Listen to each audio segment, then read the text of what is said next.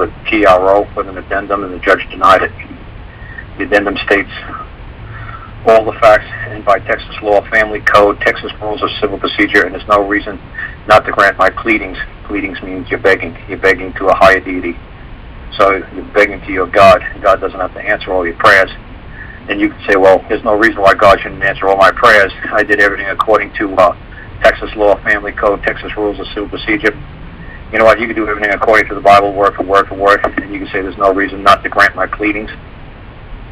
Like I said, pleadings is just another way of saying begging to a higher deity. So, or to somebody superior to you, or begging to your mom or your daddy. They don't have to grant you anything.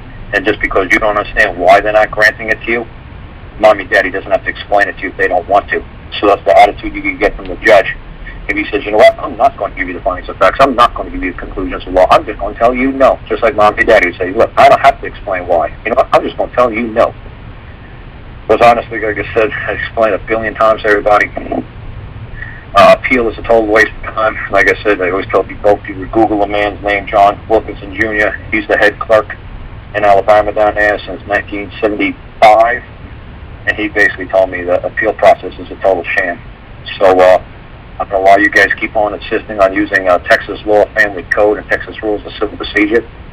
I have no clue. I mean, how you folks don't realize that if you're not part of their Teamster Union, if you're not part of their bar member association, if you're not a member of their society, and you try to use I even explained that a long time ago to that Dean Clifford. I said to him, why are you using Canadian Constitution, Canadian rules, bench rules, crown? Why are you using these rules?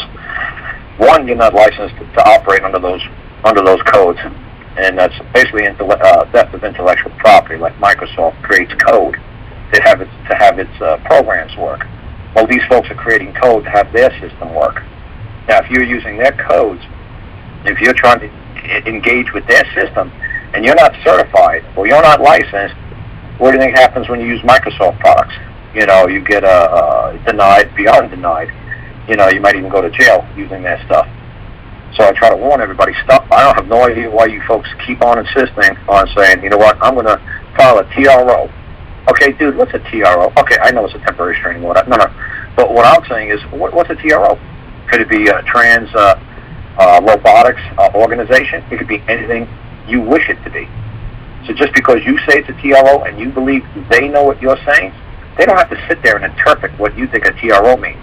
Like when I write something to somebody, I could say it's a TRR. Now, what am I presuming? And is that the other person on the other side knows what a TRR is?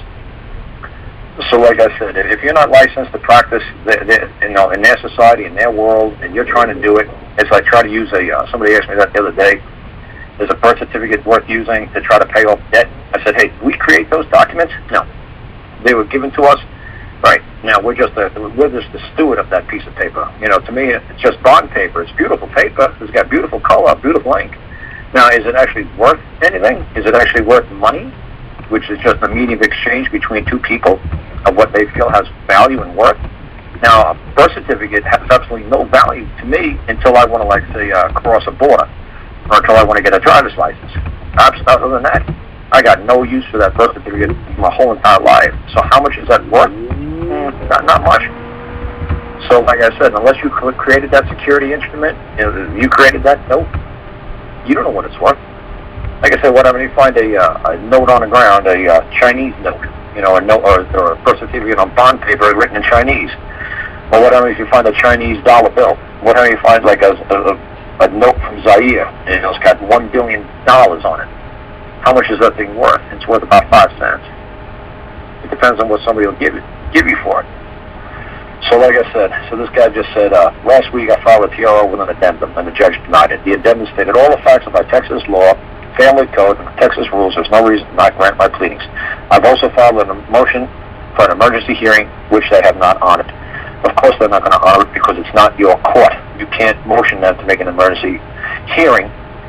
What the other side can, like say the Department of Human Services out there in Texas, they can do a motion for an emergency hearing. If you don't set the rules of the court, and then you just think you're going to use their rules because you read their big book and you spent 10,000 hours reading their big book and you know their big book better than they know their big book, they don't care. You're still not certified. You're still not licensed. You still don't have to be recognized. If they just choose to ignore you, there's absolutely nothing you can do about it. And that's why I said, like I did with the folks in Canada, I made it 4 sentences. And the first 2 sentences was just, you required your property to be returned. And then the last 2 sentences was, 1, either pay me to keep my property from me, or 2, I'll forgive you of your debt. I'll forgive you of your wrong if you give me back the property immediately. So the Canada chose to give the people back the property immediately, which was Exhibit A, B, C, and D, which was 4 pictures of 4 children.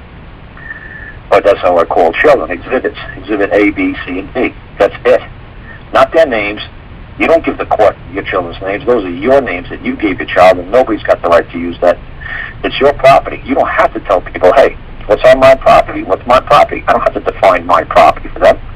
I just say, hey, man, you see these pictures? Yeah, that's my property. Give it back. You seen these 4 items laying around somewhere here in the province? Yeah, I want it back. I want to restore it. And like I said, the judge had to move like lightning, because as soon as that lady, she was only on the stand for a minute or 2, as soon as she said that that person robbed me of my property and I demand the property be returned immediately, he called a recess, because he now was just informed that a crime was committed.